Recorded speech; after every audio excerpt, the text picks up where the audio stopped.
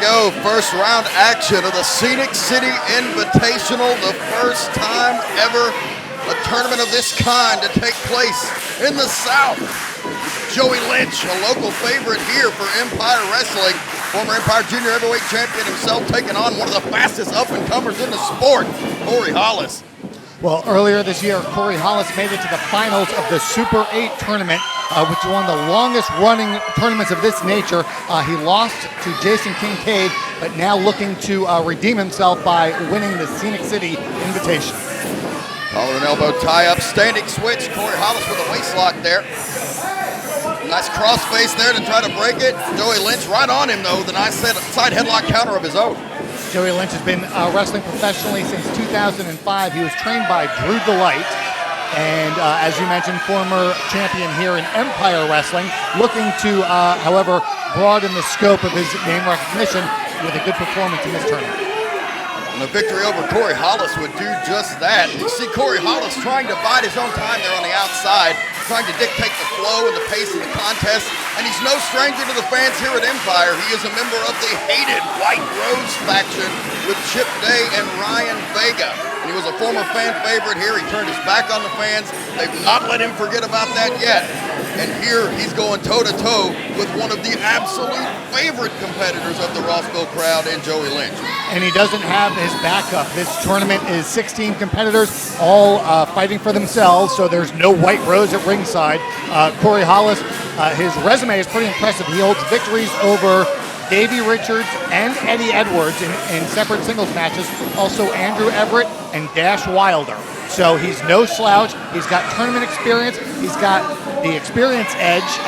Actually, he's only been wrestling for 6 years, but he's probably had more big league matches than Joey Lynch, and he was trained out of Alabama by Will Owens. Interestingly enough, Will Owens also trained another competitor in this tournament, that's Christian Haim. So two of the competitors were trained by Will Owens out of Decatur, Alabama. Another nice shoulder tackle by Joey Lynch, really plowing through Corey Hollis. You can see the frustration on his face as he takes a powder in the corner. Joey Lynch just waiting on him very patiently. Well, I think also Hollis is stalling for time. Remember, over the course of 2 nights to win this tournament, you're going to have to wrestle 3 matches. And I think Hollis understands that this isn't a sprint, it's a marathon. He took a powder outside the ring earlier. He took a little break this time. I think he's trying to control the pace of the match, whereas Lynch is looking for a quick win, I think. Another Irish whip, another shoulder tackle. This time Corey Hollis getting the better of the exchange. Taunting the crowd, yelling "Country Jack," which is one of his favorite phrases. It's also the name of a tag team he is a part of with Adam Page. They are the current tag team champions. I'm sorry, they are 2-time tag team champions in PWX out of North Carolina. Oh! Big dive to the floor by Lynch, takes out Hollis, and almost took out one of our security men. Joey Lynch with a nice kick in the ring to turn the tide, and then that impressive dive to the outside. Not afraid to go to the high-risk maneuvers. Those are the forte of one Joey Lynch, and he can pull out some very impressive ones, but we know the risk involved. High risk yields high rewards, and again, Lynch looking for that victory, trying to suplex Hollis outside the ring, gets him up, but no, Hollis fights it off, punch, headbutt. And now, shoulder block, and Lynch falls again to the floor outside the ring. Lynch down on the floor, Empire security checking on him, still feeling the effects of that collision from Joey Lynch and Hollis earlier.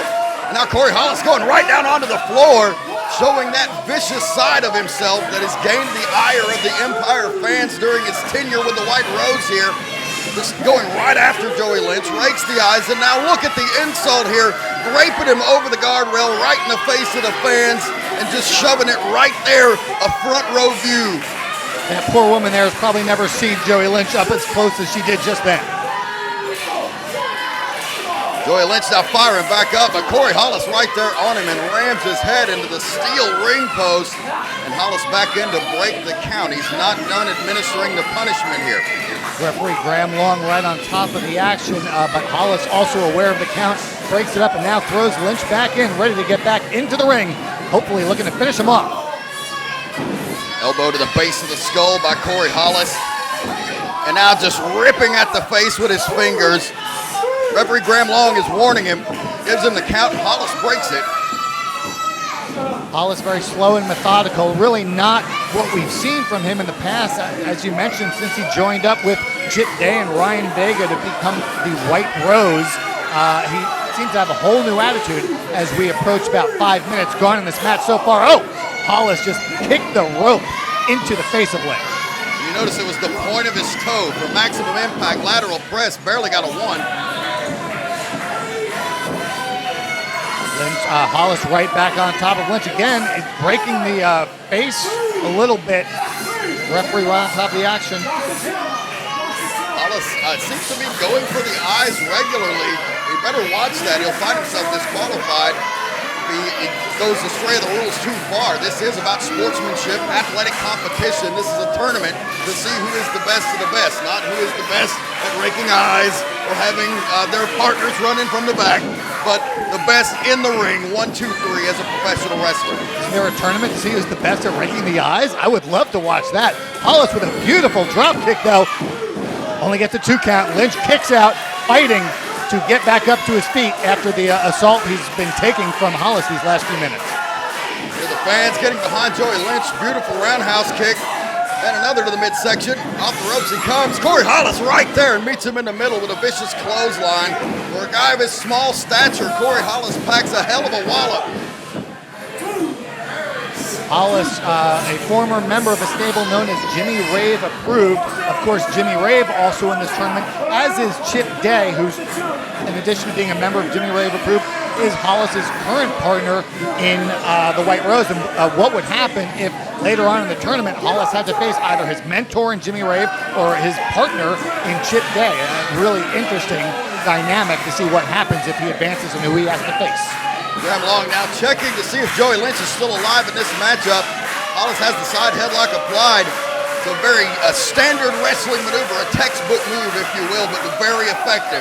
Just simply squeezing around the guy's neck, cutting off the blood flow to the brain. But Joey Lynch is still alive, and he shows that he's fighting back up here. An elbow, and another one. Oh, but Hollis right back to those eyes. You talked about the headlock earlier, Dan. As a matter of fact, in the early part of the 20th century, the headlock was banned from wrestling competition in the state of New York because it was such a dangerous maneuver. That's a fact. Google it. Corey Hollis, vicious stomp to Joey Lynch. Again, taking his time. You may not want to do that with a competitor like Joey Lynch. He has shown a tremendous threshold for punishment in his wars here in the Empire Arena. He has come this close to becoming Empire Heavyweight Champion in a classic battle with the Temptation Sean Tempers. He's got what it takes to deliver in the big matches, and here we go. Joey Lynch firing back, European uppercut, but Hollis has him and just unceremoniously dumps him. Thought he was going for a Russian leg sweep, but he actually just flipped him up and over. You talk about Joey Lynch. This is a man who is engaged in bloody, violent brawls with his own brother. What do you think he's going to do to someone he actually doesn't like? Hollis again, continuing his game plan and staying his course.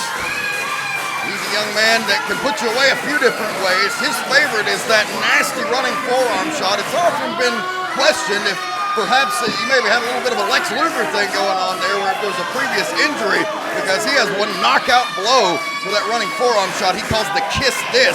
You know he's going to be looking to put Joey Lynch away with that, but also he has this backbreaker variation that he calls the insulin shock, which reference to Corey Hollis actually a diabetic. It's a challenge that he's faced but overcome, and really doesn't care if anybody likes it. Well, Hollis has a lot of ways to beat you in his arsenal, and so far he's done a great job in wearing down Lynch, but not being able to put him away. Oh, Lynch connects with a big clothesline and just sort of shoves him down. Hollis fighting to the corner. Went for the O'Connor roll there. The momentum carried him all the way through, but allowed Joey Lynch to take back over, and a big forearm to the corner, ducks a clothesline. Here comes Joey Lynch. High knee to the face. Goes for a quick cover. Graham Long right there. Oh, Hollis kicks out at 2. Very close, possibly the closest near fall that Joey Lynch has gotten in this contest against Hollis. Both men now feeling the effects of this match, trying to get back up to their feet. Hollis, looks like Lynch gets up first, charges into the corner. Hollis out of the way, roll through, goes for the pinning combination. Looked like he may have had a handful of tights there. I couldn't tell from his vantage point. Reversal again. sticks him with a forearm shot, does Lynch in the fireman's carry position. What's he gonna do here? Brings him right down into a kick. Vicious kick there. Oh, but Hollis somehow able to kick out as we now have about 10 minutes gone by in this match. Both men seem to be taking the brunt of it. Oh, Lynch barely can't even get to the corner without falling to his knees. Certainly feeling the effects, but he is calling for the moonsault. Like we talked about, Corey Hollis putting opponents away with kiss this, that forearm shot. Joey Lynch has one of two, and this moonsault is it. But Corey Hollis knew it, and he scouted it perfectly. That's why he's achieved the level of success he has in 2015 thus far in his wrestling career. Just barely able to stop Lynch's momentum by hitting the ropes and causing Lynch to fall down. Now Hollis going up top. Lynch fighting him off with some elbows. Oh, elbows to the back of the spine. Those are illegal in MMA, but here at the Scenic City, that's a legal move, and so is whatever's about to happen now. Look at, oh my God! Backdrop into a Michinoku driver off the top. No, I don't believe it. Joey Lynch kicked out. This is just the first match, Al. Look at the expression on Corey Hollis' face. He's in shock. He is stunned. But that just goes to show you what all 16 men are willing to do to survive and to advance in this tournament. This is the big one. This is the moment a guy like Joey Lynch has been waiting pretty much 10 years for, to make a name for himself outside of the Southeast region. And he's got an opportunity here up to his feet. Oh, Enziguri doesn't take Hollis off his feet, though. Joey Lynch hooks Hollis, has him up. Blue Thunder bomb, hooks the leg. No, Hollis kicks out. Both men, you have to think at this point they're operating on instinct. They just, no matter how much they've been beaten down, when they hear that referee's hand slap them out the second time, I think it's just a gut instinct that just forces them to lift the shoulder no matter what they have left in the tank, if anything. Joey Lynch again showing that resiliency. Corey Hollis doesn't have anything left to give him, I don't think. I believe Corey Hollis was planning that to be the death blow here in the matchup, and Joey Lynch kicked out, and I think he's thrown his whole game plan off. He's going mentally. He's probably going through all the moves he has in his arsenal, trying to figure out what he can do. Now they're just trading forearm blows, doing significant damage. Oh my God, that'll rattle your brain. Just woke Joey Lynch up, it appears. And he is pounding the face of Hollis into hamburger meat here. Hollis ducks, has him hooked. It's an elevated DDT without the sit out, goes for the super kick. Lynch able to fend it off, but suplex and all, dropped him on his knees for good measure, goes for the cover. And Lynch kicks out, barely rolled the shoulder there. You can see the damage has been done. The moves, the offense, the tenacity of Corey Hollis has taken its toll on Joey Lynch. He's got him here in a fireman's carry. Drives him down with a slam, hooks the leg. Joey Lynch again barely rolls the shoulder. Yeah, Lynch definitely seems to be out, but Hollis can't finish him now. Perhaps going for a submission move. If you can't pin him, maybe you can make him tap out. That's perhaps the approach he's taking. In professional wrestling, clean in the middle, an opponent can only be defeated by pinfall or submission. Corey Hollis now going for submission here. Ankle lock applied to Joey Lynch, but he gets the ropes for the break, and that may have saved his life in this matchup. And it might have saved the ligaments in his leg from being snapped. But now Hollis on his feet, but really slow moving around. Lynch still down, holding that leg. Fans getting behind Joey, trying to will him back up to his feet, and it works. Hollis goes in for an elbow, nobody home. Another Blue Thunder bomb by Joey Lynch, and again Corey Hollis kicks out. 2.5 there, and now Lynch going for a submission hold of his own. The Indian Deathlock applied to Corey Hollis. An oldie but a goodie. Oh, he's going to tap. Oh! I thought he was going to tap there. He just at the last second, he was able to hold himself. Oh, he just shoved Graham Long out of the way so Long couldn't see him tap out. And the fans, I think, they may believe Joey Lynch has won this matchup, but if Graham Long didn't see it, very sly and clever move by Corey Hollis. He did it in such a way that it looked almost accidental. Now a poke to the eye and a super kick to the face. Corey Hollis with a cover and a pinfall. By hook or by crook, Corey Hollis found his edge. He found what it had to take to win, and let's be honest, that's cheap. Let's take a look at the instant replay here to see what caused Corey Hollis to advance to round 2. Super kick right to the face. And Joey Lynch, valiant effort, but that was all she wrote. And Lynch couldn't see it coming because he had just been poked in the eye, but take it to the next match.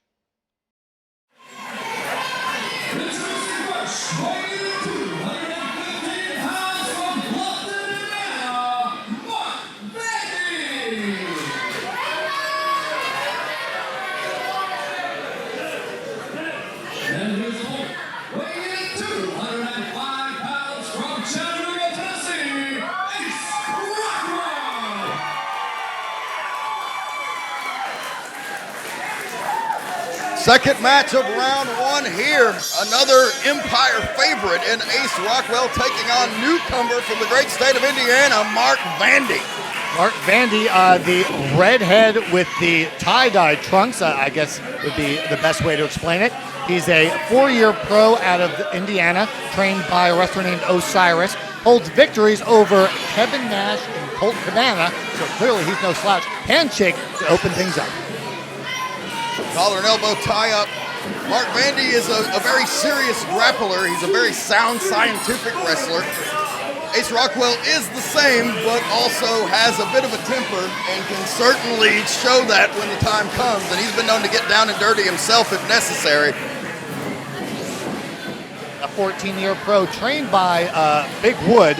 And for fans outside the area who don't know, Big Wood is Greg Hollander. And as a matter of fact, the trophy for this tournament is the Greg Hollander Trophy, named after him for how influential he has been in the southeast area, particularly around Chattanooga, with training wrestlers, promoting events, and being a wrestler. So Ace Rockwell would certainly love to win this tournament and the trophy named after his trainer, Big Wood. And from my personal experience, Mark Vandy will have his hands full. And my managing days had many, many wars with my charges against Ace Rockwell.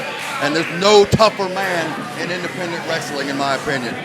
No, without a doubt. He's engaged in a year-long blood feud with his former partner, Sean Tempers, and I know both of them very well. I actually used to manage the two as a team when they were known as Pomp and Circumstance, and a member of Alligator Enterprises. But right now, a battle of strength being won by the taller and heavier Mark Vandy.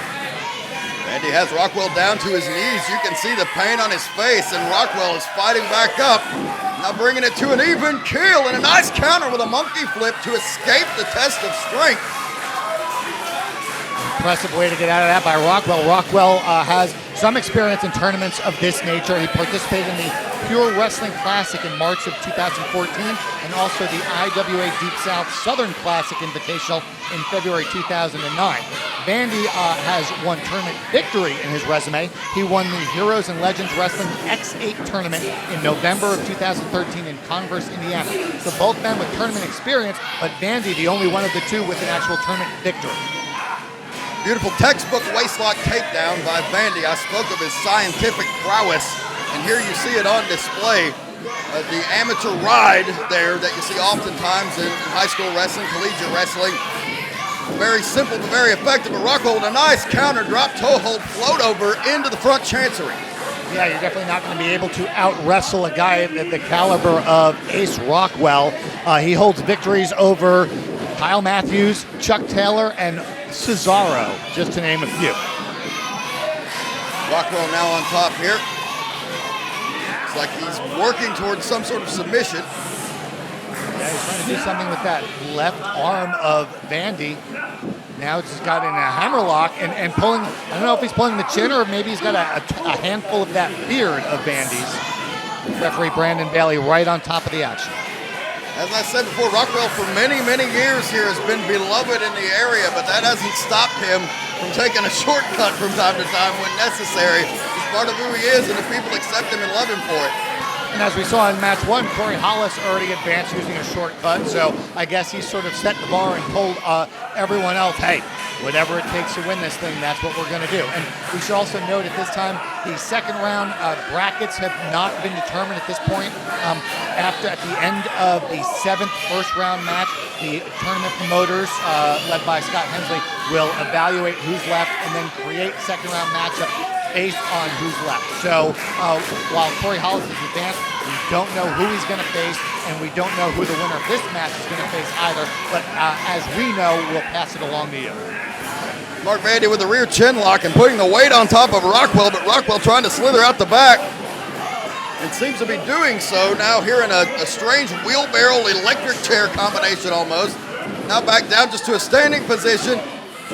Rockwell with a pinning combination. Vandy tried to reversal with no success, but goes right back to the side headlock to slow things down. Yeah, Rockwell able to get out of that move, but then once he got out of it, I don't think he quite knew what to do. It was an unfamiliar position for him, and just went for a quick pin, but Vandy able to kick out. Now backing Vandy in the corner. A relatively clean break, but not really. So as the match progresses, I think they're going to be less friendly, as we see right there with Vandy with the shoulder block into the corner as we approach the 5-minute mark. The further we've gone in this matchup, it seems the more the scientific fundamentals have been abandoned. Vandy there, you saw some nasty shoulder blocks into the corner. But going right back to that rear chin lock, he's clearly got a game plan, and he's moving forward with it. Well, I think when you approach a tournament like this, generally speaking, your opponent is not someone you've been feuding with for the last 3 months. There's no, heat, there's no issues, and I think everyone's just looking to put on their best game face, but as the match progresses, they realize, well, heck, I'm going to do whatever it takes to win, because I know my opponent is, nobody home, Vandy out of the way. Side leg lariat takes down Rockwell, going for the cover. Rockwell going for one of his signature maneuvers there, the Stinger Splash, tribute to his longtime hero, Sting, who he grew up idolizing, and he makes no bones about that. But Vandy apparently had done his homework because he got out of the way, and now look who's controlling the matchup.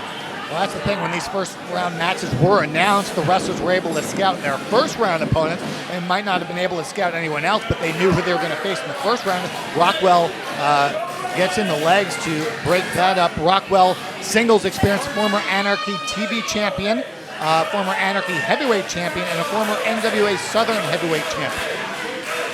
He traveled all over the Southeast defending that Southern heavyweight championship.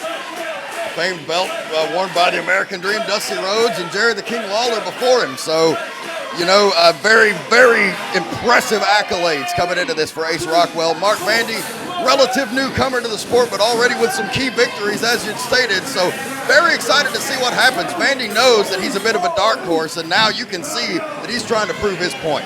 Yeah, he's the underdog. He does have a 4-inch height advantage.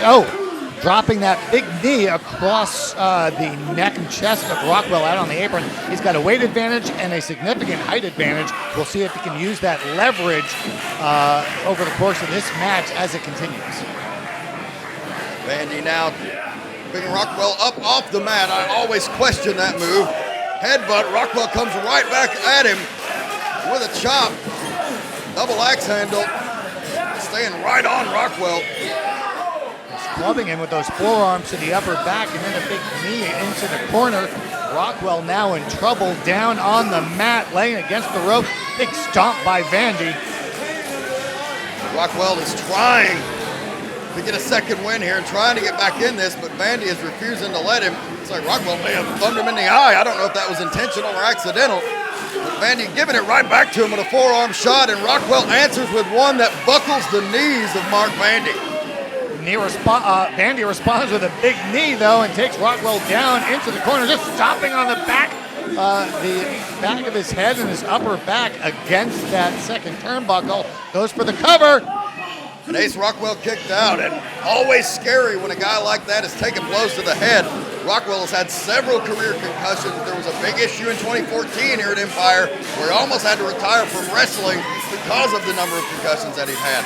So, very frightening when that happens in the ring, but Mark Vandy go for a diving headbutt and Rockwell out of the way.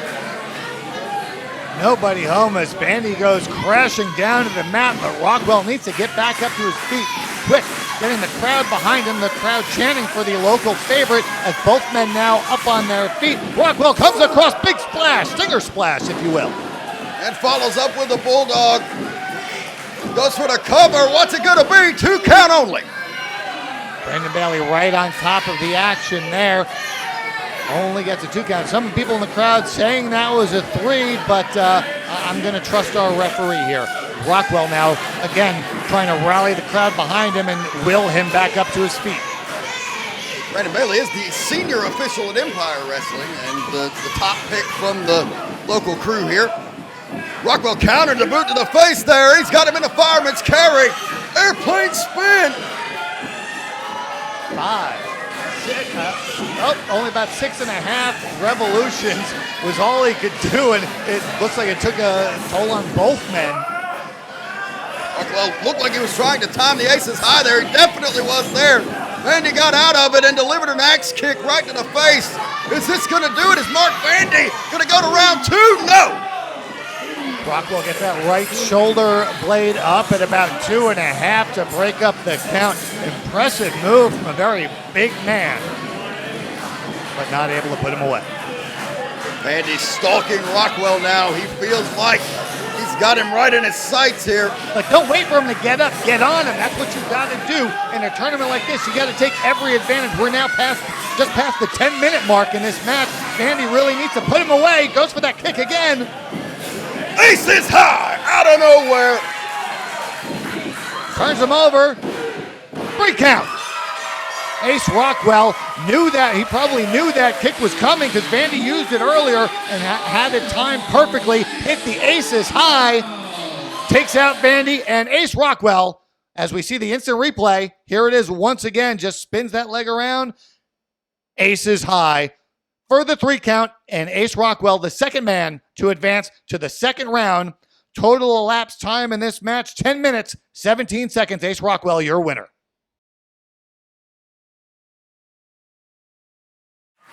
Ladies and gentlemen, introducing first, weighing in at 215 pounds from Athens, Georgia, KT Hamill.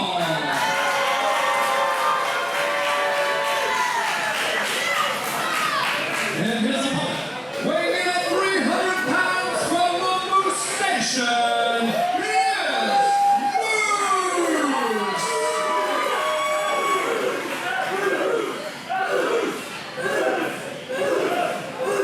Representing the Ring of Honor promotion, the physically impressive and dominant Moose takes on an Empire homegrown talent in KT Hamill, also known in Korean by his native tongue as Kenton Han.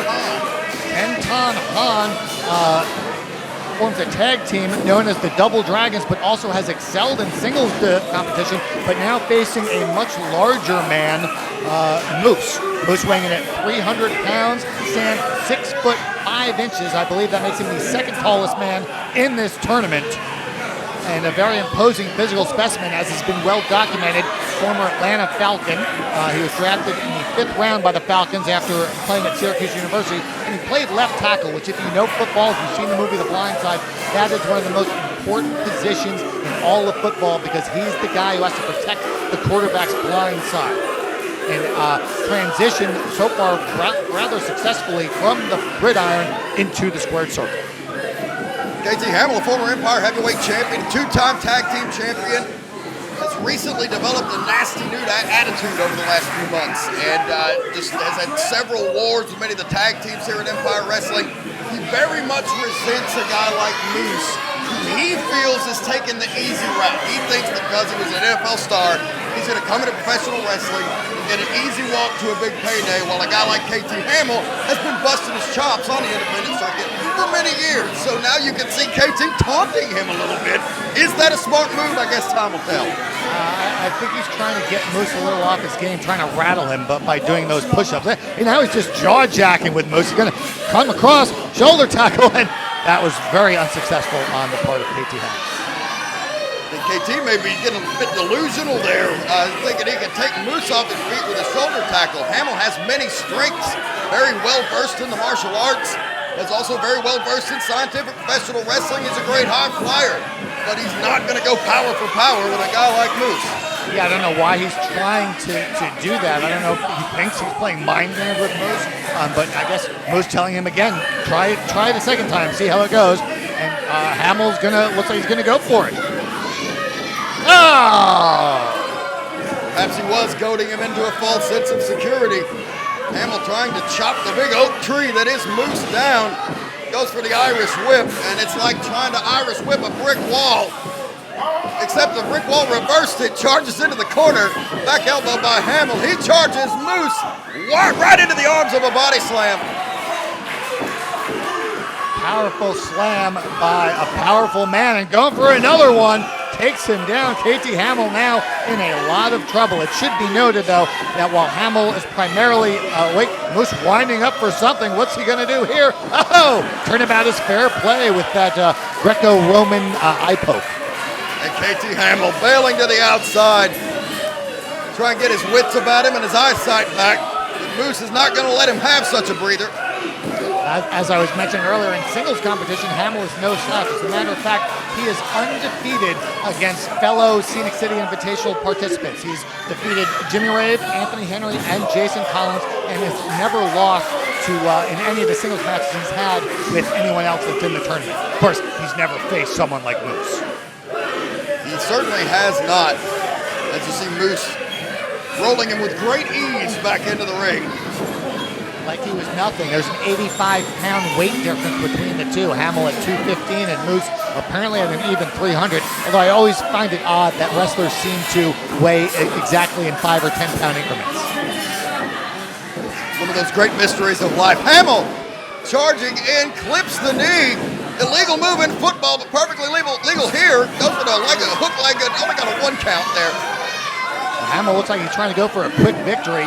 Again, that's the key to winning a tournament of this nature. But also remember, the first 2 matches both went past the 10-minute mark. So Hamill would definitely have an advantage if he gets a quick victory. Yes, Moose is certainly not used to competing in marathon matches. He usually gets his business done quick, gets his paycheck, and gets out. Like Bill Watts used to say, they don't get paid by the hour. KT Hamill follows Moose right in off the bounce off the ropes there and takes out that leg again. Smart move by KT Hamill. He's not going to be able to overpower him, as we mentioned, but going to the leg, that's going to put them two on an even keel. Smart strategy by the man with the experience advantage. Hamill been a professional wrestler since 2007, trained by Brandon Daniels. So he's got 8 years of experience, whereas Moose has only been a professional for about 3 years, trained by Mr. Hughes at the WWA 4 Wrestling School here in Atlanta, Georgia, and also trained partially by the Ring of Honor Dojo. Now KT Hamill with the half crab has it cinched in. But Moose going to the eyes, trying to break the hold, and he does. Seen a lot of eye rake so far in this tournament. I don't know if that's going to become a thing, but we're just passing the 5